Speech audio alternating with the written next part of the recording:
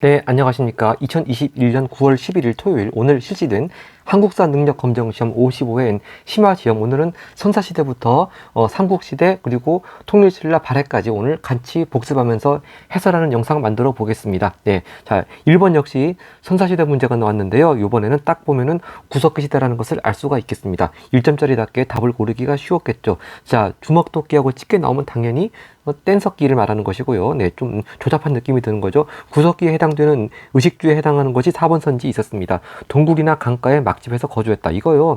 글자 하나도 안 틀리고 53회 1번, 5번에 나왔던 정답하고 똑같습니다. 자, 제가 여기다가 기출문제를 표시해 놓은 건요, 주로 바로 앞에 거, 그러니까 요번 같으면 54회 문제에 몇 번에 나왔다, 그걸 위주로 표시할 것이고요. 혹시 이제 한 회 더 거슬러 올라가서 53회 때 나왔던 것도 뭐 중요한 기출 선지나 그런 것이 있다면 같이 표시를 하도록 하겠습니다. 자, 일단 답은 4번으로 골랐고요. 나머지 선지 보시면 명도전, 반량전 이런 거 다 중국에서 만들어진 화폐인데 이런 게 정답이 되는 예를 우리는 본 적이 없습니다.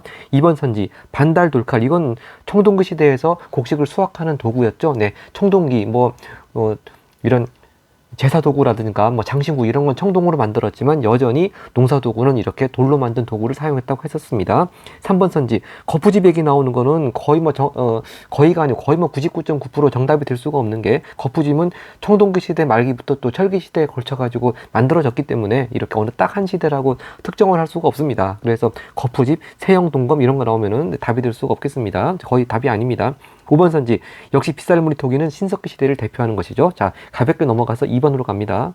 네, 항상 2번에는 고조선이 나오든지 뭐 고조선 멸망 이후에 철기 시대의 초기 여러 나라들이 성장한 그런 게 딱 나올 차례입니다. 자, 역시 가나 두 개 나라에 대해서 알고 있어야지만 답을 풀 수 있는 그런 문제인데요. 자, 가에 대해서 보면은 여자의 나이가 10살이 되어서 10살 되기 전에 혼인을 하고 신랑 집으로 간다. 딱 보면 어린 나이에 시집 가는 거, 민며느리 제도, 옥저의 제도였습니다. 자, 옥저의 민며느리 제도에 대해서 바로 지난번 시험에서도요, 54회 2번에 2번 선지에 이 얘기가 나왔었고요. 자, 하여튼 가는 옥저. 나는 보겠습니다. 자, 음마다 우두머리, 왕은 없고요. 우두머리 이름이 신지라고도 하고 또 읍차라고도 했습니다. 바로 신지읍차, 사만이죠. 항상 우리가 보면은 2번 문제에서 신지읍차 아니면 읍군삼로가 번갈아 가면서 나오는데 이번엔 신지읍차가 일단 자료로 주어졌고요. 하여튼 신지읍차가 여전히 이게 옥저 동해 건지 사만 건지 헷갈린다면은 그래도 바로 아랫줄에 또 사만이라는 걸 알 수 있는 키워드가 나옵니다. 철이 생산된다고 했습니다. 주로 변한 지역, 나중에 가야 땅이 되는 그 변한 지역에 철이 생산된다고 그랬죠. 그래서 왜 수출도 하고 바로 철 얘기 나오면 그럼 변한 지역이니까 신지읍차는 사만 쪽이겠네요. 그러니까 가는 옥저, 나는 사만. 자, 그렇게 일단 컨셉을 잡고요. 자, 보면은 옥저, 신성지역인 소도는 사만 거니까 가고나가 바뀌었네요. 땡. 2번 선지 삼로라 불린 우두머리가 있었다. 그렇죠. 옥저하고 동해는 읍분이나 삼로가 있었습니다. 그러니까 꼭 마치 가를 옥저하고 옥저를 동해로 잘못 알더라도 뭐 2번을 고르는데 뭐 큰 문제는 없을 것 같은데, 그렇죠. 이게 그 4번 선지가 단군 과마 반업비, 이게 동해의 특산물이지 않습니까? 그러니까 마치 가를 옥저가 아니고 동해나 뭐 다른 나라로 알았더라면 또 낚일 수가 있는 뭐 그런 선지였을 수도 있는데, 워낙 반복되다 보니까 뭐 이런 건 크게 어려울 것 같지가 않습니다. 자, 다시 정리하자면 답은 2번입니다. 자, 옥저는 동해와 마찬가지로 읍군, 삼로라 불리는 우두머리가 있었고요. 왕은 없었고요. 3번 선지 여러 가들, 뭐 마가, 우가, 저가 동물 이름을 딴 여러 가들이 사출도를 별도로 주관한 건 역시 부여였습니다. 자, 이것도 다 앞전 시험에도 2번에 단골로 나오는 자료들이고 선지들입니다. 자, 그 다음 4번 선지 지금 봤고요. 5번, 자, 가나 모두 한 무제가 파견한 군대의 공격으로 멸망하였다. 자, 그건 고조선이죠. 그리고 이런 옥전이, 동해니, 사만 이런 나라들은 고조선이 멸망한 이후에 이제 한반도와 만주 지역에 철기 시대에 이렇게 성장했던 초기 국가들 얘기를 하는 거였습니다. 네, 고조선 멸망 후에 성장한 국가들이기 때문에 가나 둘 다 아니겠습니다. 네, 그 다음 3번으로 갑니다. 네, 이번 시험에서는요, 이 3번 문제가 첫 페이지부터 좀 약간 멘붕에 빠지게 하는 킬러 문제가 아니었을까, 그렇게 추측이 되고요. 역시 3점이 배정돼 있습니다. 자, 고구려 문화유산을 아마 만주 지역에서 만주지역에서 답사를 하는데 5개의 문화유산을 주어져 놓고서 하나하나마다 대응되는 선지를 만들어 놨습니다. 자, 환도산성, 국내성, 뭐 오회분, 오호묘, 그리고 광개토 대왕비, 장군총. 자, 광개토 대왕릉비하고 장군총. 국내성까지는 알겠는데 이제 환도산성이나 뭐 오회분, 오호묘 이런 걸 잘 모르면 이제 좀 이제 많이 헷갈리고 고민되는 그런 선지가 나오는 것 같습니다. 자, 일단 국내성은 일단 고구려 첫 번째 수도는 졸본성이었고 두 번째 유리왕 때 이제 국내성으로 옮겼죠. 그리고 광개토 대왕비는 뭐 장수왕이 되었다고 하는 거 다 누구나 아는 유명한 거고요. 이 장군총이라고 하는 거 무덤 양식을 알아야지만 풀 수 있는 선지가 밑에 있습니다.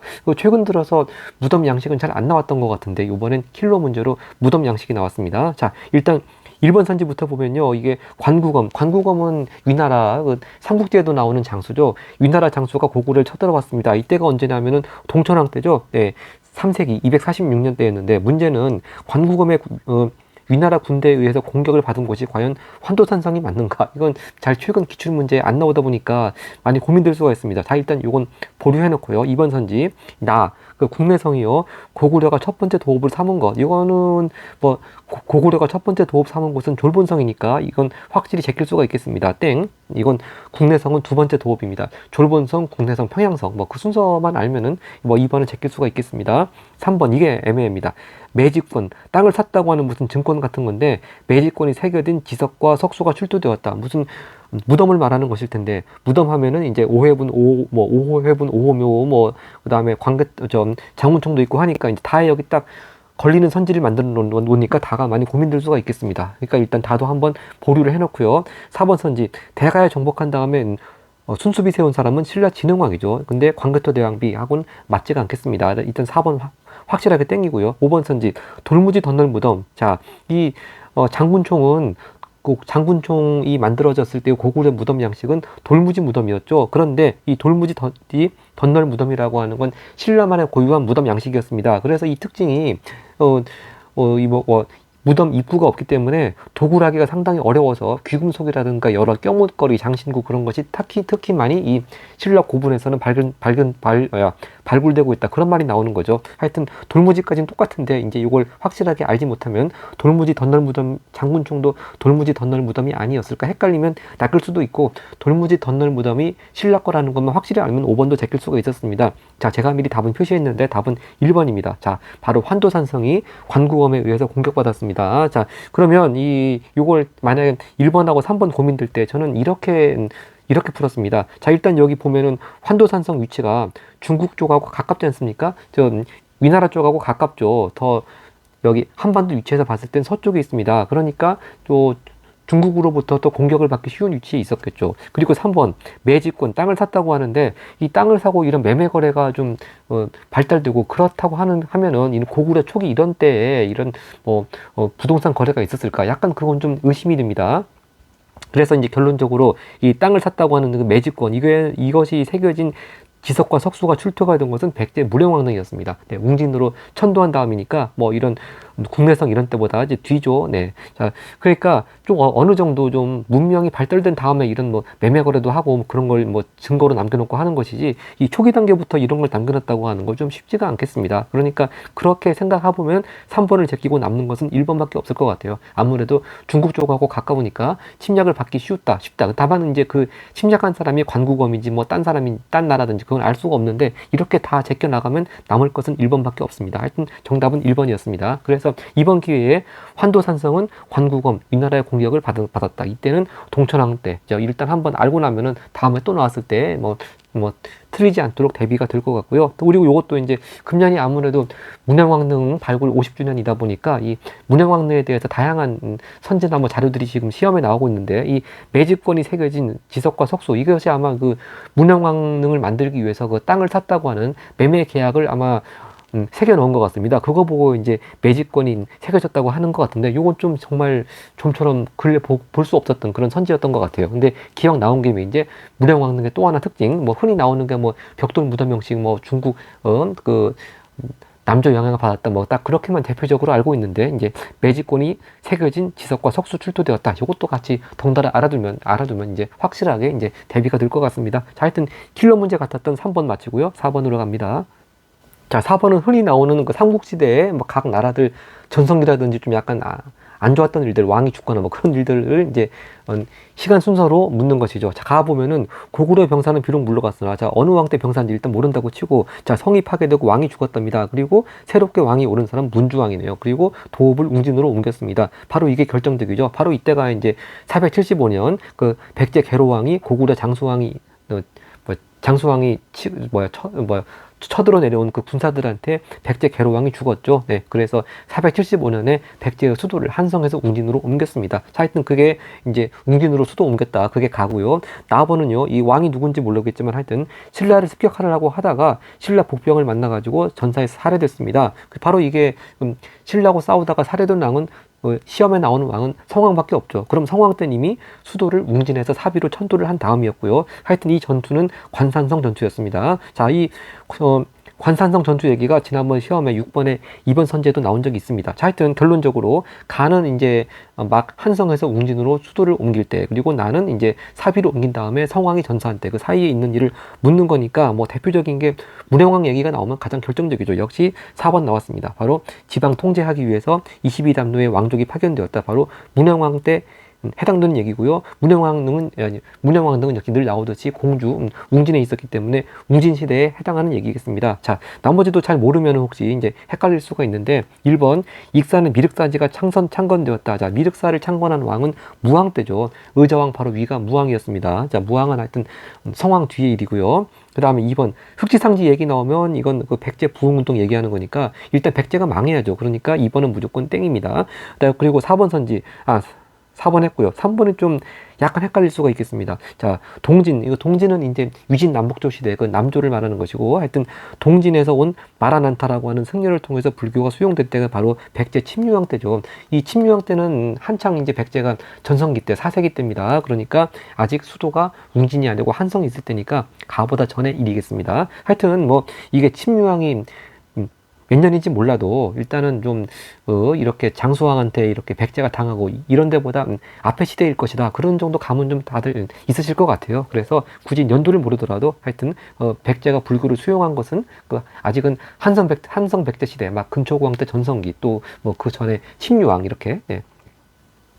자, 이렇게 정리하시면 될 것 같고요. 그 다음에 5번 선지 계백이 이끈 결사대 황산벌에서 맞서 싸웠다. 이거는 이제 거의 뭐 백제가 망할 단계니까 이제 왕으로 따지면 의자왕이니까 이것도 확실히 제낄 수가 있겠습니다. 자, 그러니까 결국 그 웅진으로 옮긴 다음에 사비에서 성왕이 전사하기까지 사이에 생긴 일, 결국 웅진 시대의 문왕왕이 했던 일밖에 뭐 답이 될 수 있는 것이 없겠습니다. 답은 4번 쉽게 고르고 5번으로 가겠습니다.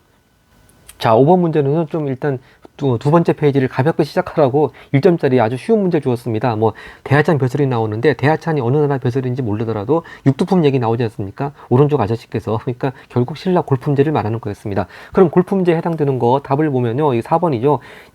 집과 수레의 크기 등 일상생활까지 규제를 했었습니다. 자, 나머지도 다 답이 될 수 없다는 거 확실히 알 수 있습니다. 1번 원하는 바로 화랑도의 기원이죠. 2번 을파소 얘기 나오는 고구려겠습니다. 고구려 진대법 얘기하는 것이고요. 3번 서울의 관직 진출을 법으로 제한한 거. 서울 얘기 나오면 조선시대죠. 그리고 5번 선지 분무 5품 이상의 관리 자손을 대상으로. 자, 이 사람들은 과거 시험 보지 않고도 관직에 진출할 수 있었죠. 음서제도였습니다. 음서제도는 고려 때만 있은 것이 아니고 조선까지 이어졌죠. 자, 하여튼 답은 쉽게 일상생활까지 골품제가 규제했다고 하는 거 4번이었습니다. 6번 갑니다.